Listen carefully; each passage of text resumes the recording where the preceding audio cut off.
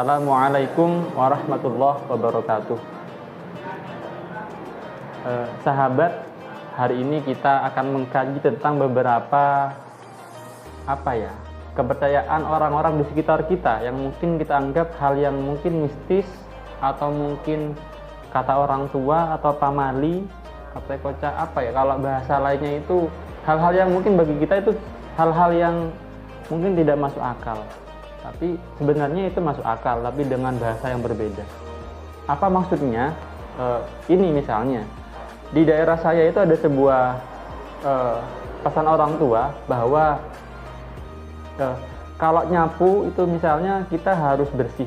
Kalau kita nyapu halaman gitu misalnya, itu harus bersih. Kalau tidak bersih nanti dikhawatirkan nanti pasangannya nanti itu jelek.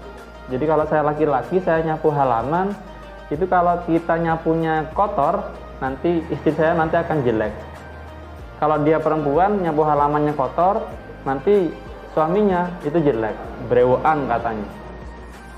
Apakah itu benar ataukah itu hanya bohongan saja? Kalau buat saya itu beneran, dan itu masuk akal kok. Nanti dapat saya sampaikan. Atau ada juga misalnya kalau ada kita sedang naik motor, kita bawa mobil misalnya, kemudian kita nabrak kucing, itu apes katanya, sial. Apakah benar? Dan iya, nanti emang sial memang. Itu bagaimana penjelasannya? Atau mungkin kita sedang jalan, sedang enak-enak ngobrol, lalu ada cecak jatuh pas ke depan kita misalnya, itu sial katanya. Apakah benar sial? Ya, memang sial. Nanti bagaimana penjelasannya akan kita kaji lebih dalam. Pertama misalnya, yang pertama tadi nyapu. Kalau kita menyapu halaman masih kotor, itu nanti kata orang tua nanti pasanganmu akan jelek. Kalau laki-laki istrimu jelek, kalau dia laki-laki, kalau dia perempuan nanti suaminya akan berewokan katanya. Penjelasannya adalah begini, bahwa kalau kita diberi amanah untuk menyapu halaman, kita mengabaikan amanah itu dan menyapunya malah tidak sepenuh hati, akhirnya ya masih kotor dan kita anggap sudah selesai padahal masih kotor. Kalau seperti itu kan berarti kita mengabaikan amanah. Dan kalau ada seorang orang tua yang punya anak cantik misalnya, anaknya seorang hafidzoh, hafal Quran 30 juz dan lain sebagainya, melihat kita nyapu saja tidak becus, apakah dia akan memberikan putrinya yang sudah ustadzah itu kepada kita? Enggak, diberi amanah kecil saja sudah berantakan. Bagaimana dia memberikan putri yang sangat dia banggakan? Pasti dia akan mencari yang top level, mencari suami yang juga sama dengan selevel dengan putrinya itu. Jadi amanahnya adalah kalau diberi pesannya adalah kalau diberi amanah, selesaikan sebagus mungkin. Jangan sampai kita diberi amanah menyepelekan dan hasilnya jelek. Maka kalau nanti kita dapat pasangan, kita akan dapat pasangan yang juga ya top second lah. Jadi di bawahnya puncak. Tidak akan mendapatkan pasangan yang benar-benar bagus, benar-benar terbaik. Terus kalau kita sedang berkendara, kita nabrak kucing, apakah apes? Apakah sial? Ya, sial. Pertanyaannya adalah siapa yang sial? Yang sial adalah kucingnya kena tabrak. Jadi jangan berpikir yang mistis-mistis ya. Kalau nanti apes, ya memang apes. Apalagi kita nabrak kucing dan kucingnya tidak dibiarkan di jalan, nggak diselamatkan, nggak dikubur, tambah apes. Siapa ya? Kucingnya tadi. Jadi jangan terdistract kalau kita malah nyetir mobil, kita ini apes ya, bisa apes beneran. Maka ya balik saja, kasihan kucingnya. Kita kan sebagai manusia harus harus punya rasa tanggung jawab. Jadi kalau sudah merasa nabrak kucing, ya balik, kita kuburkan kucingnya. Karena bagaimanapun kita diajarkan untuk sayang kepada sesama, kepada alam, termasuk pada hewan apapun. Dan kalau kita sedang makan, kok kejatuhan cecak, ya sial banget. Sedang makan kejatuhan cecak. Maka sahabat jangan terlalu berpikir yang serba mistis misalnya. Tapi karena sebenarnya itu adalah ajaran yang sangat bagus dari orang-orang sepuh kita. Ada lagi misalnya, kalau kita ke suatu daerah, suatu areal tepi hutan misalnya, ada pohon beringin, ada yang bilang di situ angker. Apakah angker? Atau mungkin ada pesan di balik itu? Jawabannya ada pesan. Kalau dari kajian ekologi, ternyata kalau ada pohon beringin itu bisa tumbuh besar, dia butuh sama sumber mata air yang berlimpah. Karena kalau tidak ada sumber mata air yang mendukung, tidak ada pasokan air yang mendukung, beringin biasanya tidak akan tumbuh besar. Maka apabila ada pohon beringin yang sampai besar banget pohonnya, diyakini di daerah sana ada sebuah sumber mata air. Maka kita harus menjaga areal ini supaya steril, karena emang pada sumber mata airnya, di mana-mana air itu adalah sumber kehidupan.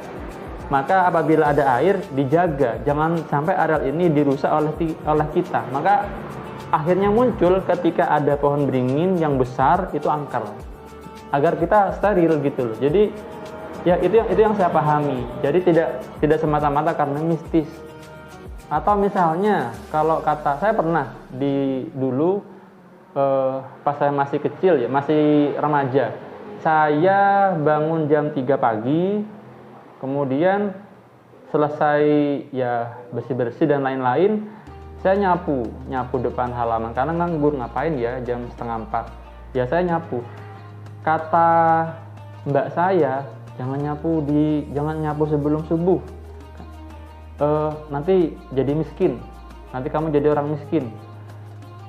Lalu saya mikir, setelah paginya saya nanya, kenapa mbak kok kalau saya nyapu sebelum subuh itu kita menjadi fakir? Ternyata kata mbak saya, ya sebelum subuh itu waktunya ngaji.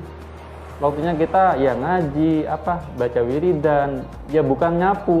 Kalaupun kita mau nyapu ya tunggu siang lah, masa kayak gak ada waktu lagi. Artinya ada waktunya masing-masing. Malam untuk ibadah, yang bekerja. Maka juga sama di daerah Ngawi, saya pernah di daerah Ngawi. Di situ kalau sudah sholat asar, itu semua rakyat kampung di desa Pohkonyal dulu yang saya masih ingat nama desanya.